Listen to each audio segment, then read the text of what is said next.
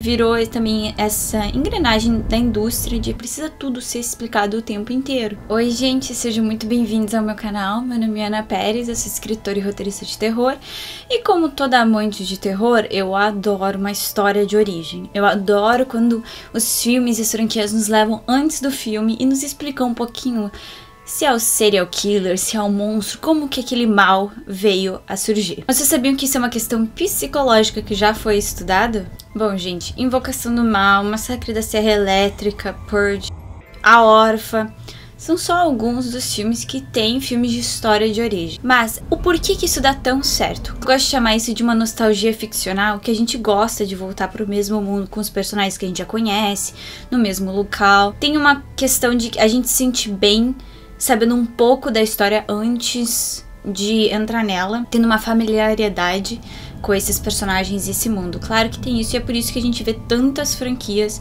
e remakes de filmes sendo feitos todos os anos. Os estúdios, eles gostam de apostar em produtos, né, em produções que já tem um certo público ali, certo que vai assistir, né. E assim, tem franquias principalmente super-heróis, enfim, que dá pra fazer tudo isso. Mas o porquê que no terror isso dá tão certo? É porque a gente, como, né, os seres humanos, eles têm uma curiosidade muito grande de entender de onde veio o mal. Entender o porquê que uma pessoa fez isso, o porquê que uma pessoa fez aquilo. Por isso que a gente também teve aquele boom, que agora já não tem tanto, no true crime. Como que funciona a mente de um assassino são coisas que realmente nos fascinam. O Jung, né, que é um dos, eu acho que ele e o Freud são os mais conhecidos psicólogos, ele foi um dos primeiros que começou a entrar a pesquisar sobre o lado mais sombrio da mente humana. E ele falou que a gente não fica iluminado, que a gente não progride se a gente não olha para nossa própria escuridão. E muitas vezes a gente é atraído por esse lado, né, mais escuro, mais obscuro do terror, porque a gente se vê ali de alguma forma. Mas o que muita gente não sabe é que essa curiosidade, na verdade, ela foi uma questão evolutiva.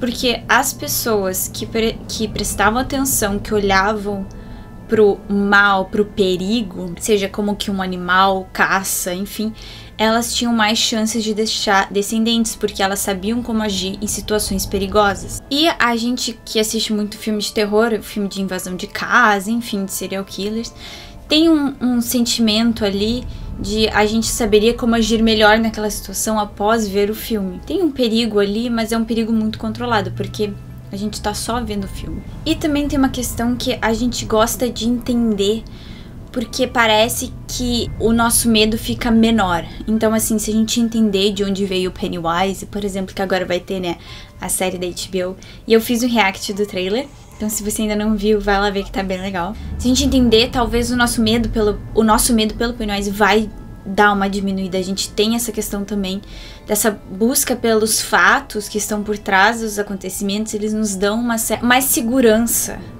porque o desconhecido é o que realmente nos assusta. Por que que nos filmes de terror às vezes é melhor não mostrar o monstro, até o monstro aparecer é uma tensão, porque o que a gente vai imaginando, o que tá naquela parte escura da tela que a gente não consegue ver, tudo isso tem a ver com esse desconhecido, com essa coisa que a gente não tem controle sobre. E no momento que a gente começa a ver fatos, por exemplo, de serial killers, o Ted Bundy matava as mulheres que eram parecidas com a mãe dele, que tinha o cabelo moreno, dividido ao meio, porque ele teve um problema com a mãe, crescendo, enfim.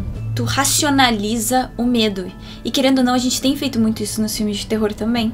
Claro que eu, particularmente, tô um pouco cansada dessas histórias de origem, embora tenha muitas que são realmente muito boas, porque acaba, né, virou também essa engrenagem da indústria de pegar só esses mesmos filmes em vez de pegar outros originais e continuar uma franquia que eles sabem que tem público. Então, eu ainda acho que, né, tem muitas histórias e franquias que dariam ótimas histórias de origem e que, né, tu aumenta o lore, tu aumenta a história que foi criada e tu dá mais complexidade pra elas. Entretanto, um filme de origem mal feito tem coisas que eu acho que é melhor não explicar.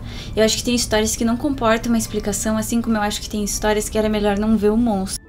Porque da mesma forma que no momento que a gente vê o monstro, a gente perde aquela tensão maior e não fica na nossa cabeça, né, meu Deus, o que é aquilo, meu Deus, será que ele tá lá, será que ele não tá, como é que ele é, será que é realmente um monstro, será que é uma pessoa? Quando a gente começa a explicar umas coisas que era melhor não ter explicado, às vezes é só melhor que a casa tenha o demônio dentro porque sim. Sabe, eu acho que às vezes uma explicação rasa é melhor não ter explicação. Porque isso também a gente comporta no terror, não precisa tudo ser explicado o tempo inteiro. E eu acho que isso é uma coisa que várias franquias estão pecando também. Gente, às vezes a pessoa, né, o monstro, ele não precisa ter uma explicação super complexa, biológica, do DNA, de não sei o que. Às vezes, sabe, só tem um monstro. Eu amo história de origem, e acho muito legal essa questão psicológica que eu não vi muita gente falando também, que eu fui atrás. Eu fiquei, por que a gente é tão fanático por saber, por entender, né, o mal? Eu espero que vocês tenham gostado do vídeo. Ele é um pouco diferente, se vocês quiserem mais desses vídeos um pouco mais explicativos, assim, que eu faço várias dessas pesquisas. Deixa aqui nos comentários, que eu adoro fazer também esse tipo de vídeo, né, pra dar uma diversidade pro canal. E nos vemos semana que vem.